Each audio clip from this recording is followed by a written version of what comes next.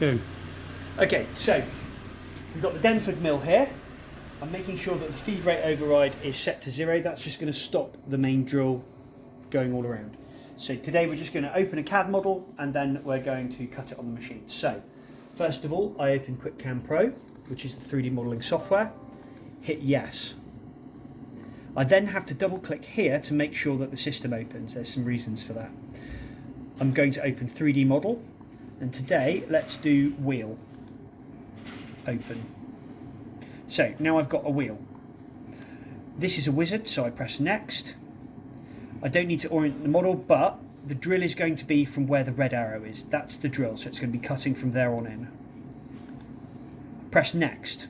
Now this is the cutting plane. Because it's a wheel, if I go to bottom, you'll see that there's gaps underneath in this model and the drill won't cut underneath there. So I'm going to go to center to make sure that I get a nice clean cut on here. Now, this is the billet size. This is the bit that it's going to get cut into. I'm going to make this billet a lot bigger than the actual wheel itself so that it cuts a gap into it. So that the thing doesn't sit completely flush with this. So I'm going to make that 50. I'm going to make that 50, it just needs to be bigger. And I'll make that a bit deeper as well. We'll make that 15. And press next. And now you can see the CAD where it's going to be cut in to the dimensions. I then press next. So I'm going to add in the Z position 1 mil. And that just means that the finishing will be a bit better in case the material dips in the middle a little bit in real life.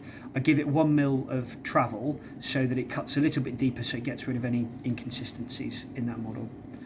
I then click next. Now I can set the boundary. I'm going to go for billet so that it cuts all the space around it rather than just the model itself, because ultimately I'm going to want to cut this out. Okay, I could extend the model boundary if I made the thing bigger or smaller. I'm just going to go next. We are using a 6.35 ball nose drill. Now, if I press load, that will load. This is the file for the cutter and for the material that we're going to be using. And now you'll be able to see here, oh, why is that smaller? It's actually plotting. Okay, so there should be 2 bits here, but you can't quite see them. There you go. So it's actually plotting the route is going to take. So there's a raster roughing first that cuts out the rough shape, and then there's step over finishing, which will make it nice and smooth.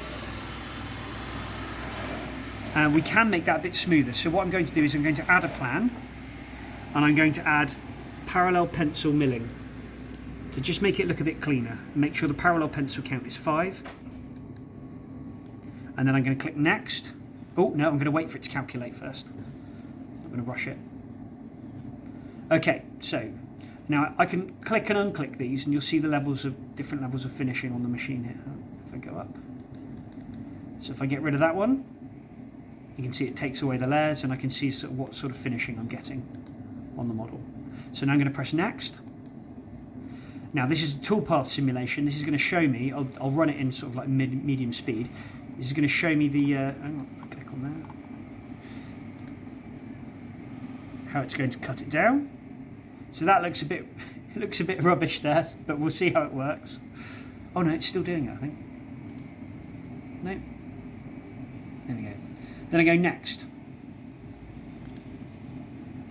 And if I go post-process, I'll do wheel AMC2, just so I know if I've made any changes to the CAD. I hit save. This is making G-code, and it automatically opens the CNC milling machine.